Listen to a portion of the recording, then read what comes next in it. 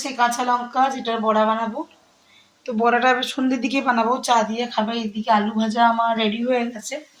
আর এখানে দেখো বসিয়ে দিচ্ছি বাঁধাকপির বড়া, সবটাই নিরামিষ।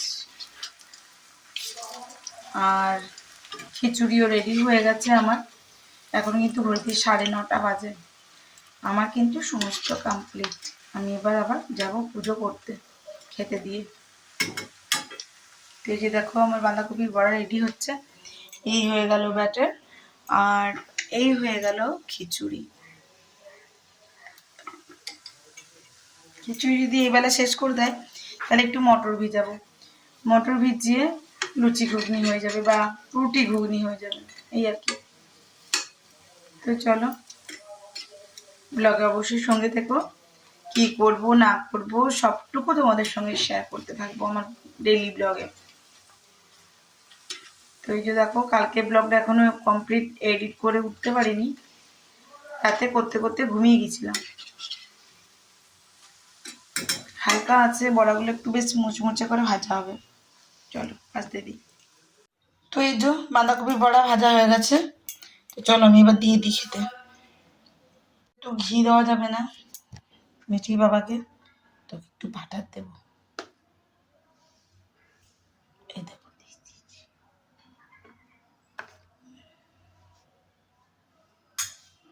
আর এই হয়ে গেছে বড়া আর আলু ভাজা দিয়ে ওকে খাবার খিচুড়ি।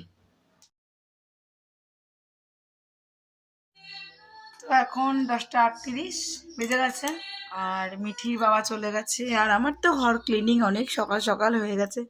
ওই যে মায়ের বক্সটা যে একটা একটু খারাপ হয়ে গেছিলো, এখন ঠিক হয়ে গেছে। তো চলুন আমি এবার পুজোটা করে নিই গা। এখানে ঠাকুরকে একটুখানি ধূপ জেলে দিয়ে গেছি। আমার উপরে ঠাকুরকে এখনো পুজো করা হয়নি, সূর্য ঠাকুরকে জল দিয়ে চলে এসেছি।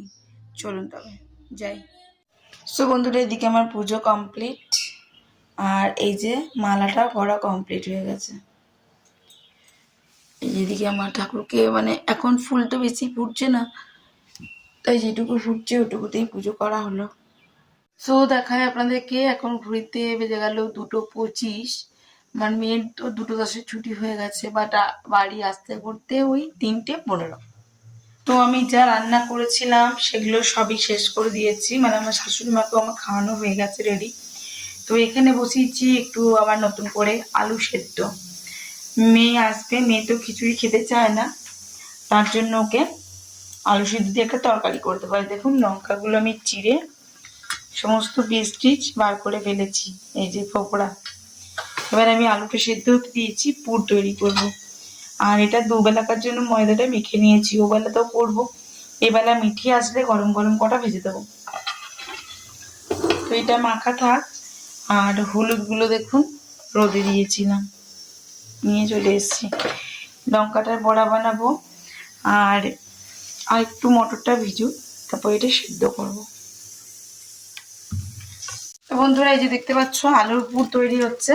এটা হলো লঙ্কা পকোড়ার জন্য আলুর পুরটা তৈরি হচ্ছে। আর দুপুরে মিঠির জন্য এই যে বললাম যে লুচি ভেজে দেবো, তো লুচি ভেজে দিয়েছিলাম। আর দিয়েছিলাম একটু আলুর তরকারি টমেটো দিয়ে করে ভাজা মশলা। তো এইদিকে ঘুগনি মটর রেডি হয়ে গেছে, সিদ্ধ হয়ে গেছে। আর এই হয়েছিল তোমার আলুর তরকারি, যেটা এইটুকু বেঁচে আছে। মাকেও বিকেলবেলা আবার লুচি দিয়ে দিয়েছিলাম, মানে মিঠি যেমন খায় সেরকম লাঞ্চ টাইমে। তো এখন করছি তোমার লঙ্কা পকোড়ার পুর তৈরি হচ্ছে। দেখো সারা গ্যাস তেল ছিটে কি অবস্থা। তো ওইদিকে বিকালের চা মিঠি করেছিল, চাটা খেয়ে আমি সন্ধে টন্ধে জেলে চলে এসেছি। এবার মিঠির বাবা আসলে আমার মন দিতে পারছিল, আমি আবার চলে গেলে তখন আবার ওরা আবার রাগ হয়ে যাবে, না তো আমি একা একা চলে যেতাম। তো যাই হোক এই দেখো মশলা দিয়ে একদম আলুর পুর রেডি। বন্ধুরা এখানে লঙ্কা পকোড়ার পুর দেখো একদম ভরে রেডি করে দেওয়া হয়ে গেছে, আর আমি রেডি হয়ে গেছি। সো আমি কালীবাড়ি যাওয়ার জন্য একদম রেডি। তো চলো মন্দিরে গিয়ে দেখাচ্ছি। সো বন্ধুরা দেখতেই পাচ্ছ আমি সন্ধ্যা সন্ধ্যা চলে এসেছি ভিরিঙ্গি মায়ের মন্দির। আর কালকে মায়ের তোমার অষ্টমঙ্গলা, তার জন্য এখনও মন্দির সেজে আছে, দেখতেই পাচ্ছ। তো চলো সামনে থেকে অবশ্যই মাকে একবার দর্শন তোমাদের সঙ্গে ছবিতে দেখাবো। কি সুন্দর লাগছে না ঝাড়বাতিটা বলো। তো চারদিকটা তোমাদের সঙ্গে একটু দেখিয়ে দিলাম। দেখো ওইদিকে সাধন মামা বসে আছে, আর ওইদিকে ভোগের ব্যবস্থা হচ্ছে। কালকে সারা ভিরিঙ্গি গ্রাম খাবে, আর বাইরে থেকে অনেক মানুষ আসে না এমন নয়। তো চলো পুজোটা নিয়ে নিই এবারে।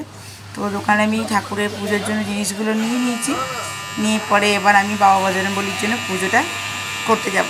তো তোমাদেরকে আমি বাবা বজরংবলীকে একটু দর্শন করে দিই। আর যে মালাটা আমি দেখো অশ্বত্থ পাতা তুলসী পাতা দিয়ে বানিয়েছিলাম সেটা বাবার গলায় পরিয়ে দিয়েছি। কেমন লাগছে মালাটা অবশ্যই জানিও, বাবার চরণে সকলের প্রণাম জানিও। তো চলে এসেছি বন্ধুরা আমি বাড়ি, আর এসে দেখো একটা পাতলা বেসনের ব্যাটার তৈরি করে নিয়েছি। এটা বেসন আর অ্যারারুট দুটো মিলিয়েই আছে। আর এই যে তোমাদেরকে দেখিয়ে দিলাম যে এখানে পুর ভরা হয়ে গেছে 4টে লঙ্কাতেই।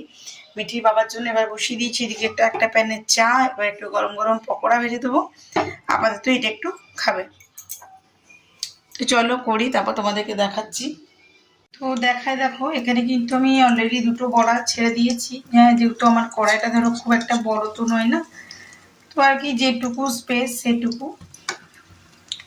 আর এই যে দেখো, দেখে বুঝতে পারছো আশা করি কতটা ক্রিস্পি হয়েছে। তো অবশ্যই বেসনের সঙ্গে একটুখানি অ্যারারুট মিশিয়ে দিও। হ্যাঁ, অ্যারারুট না থাকলে ময়দাও দিতে পারো, এমনটা নয় যে অ্যারারুটই দিতে হবে, বাট তুমি দিয়ে দেখবে খুব সুন্দর একটা ক্রিস্পিনেস তৈরি হয়। তো যাই হোক, এই সাইডটা এখন এক সাইডটা হচ্ছে, আর এদিকে আমার চা বেশ ভালো রকম ফুটে চলেছে। এটা একটু ফুটুক, তারপরে দেব।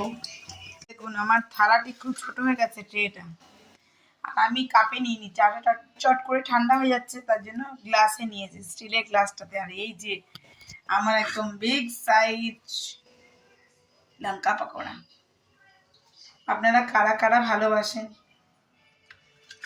এই দেখুন পুরো ক্রিস্পি। আবার মিঠি আসলে মিঠিকে একটা ভেজে দেবো, একটাও গোটা খেতে পারবে না। তো মা আবার বলছে আমারও অম্বল করে গেছে, ওই লুচি করে দিয়েছিল।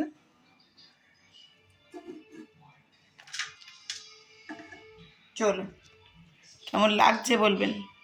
আবারও মিঠির জন্য আমার জন্য দুটো আলুর চপ ভেজেছিলাম, সাথে এই লঙ্কা বড়া, হাফ লঙ্কা বড়া মিঠিকে দিয়ে দিয়েছি, হাফ আমার। কেমন লাগছে মিঠি লঙ্কা বড়া, কেমন লাগছে? ঝাল লাগছে না তোর? না, তরকারিতে একটু ঝাল দিয়ে দিলে ঝাল লেগে যায় না? ওটাও খায়, আর এটা ঝাল হয় না, সিমলা মির্চের মতন খেতে, হালকা ঝাল লাগে। তাও তো আমি পিস সিমলা মির্চের মতন খেতে। দেখুন রেডি হয়ে গেছে, এখন ঘড়িতে বাজতে যাচ্ছে 11:15। রাতে ডিনারে লুচি করে দিয়েছি আর সাথে ঘুগনি। কেমন লাগছে না? তো যেটুকু লুচি করেছিলাম বেশি করে তো করিনি। এই যে ঘুগনিটা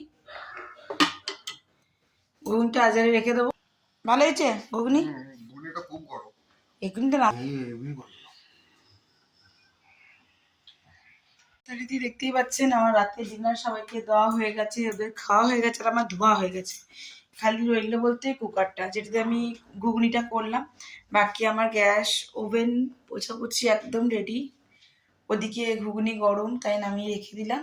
তো চলুন আজকের মতন এটুকু, সবাই ভালো থাকবেন। গুড নাইট, শুভরাত্রি।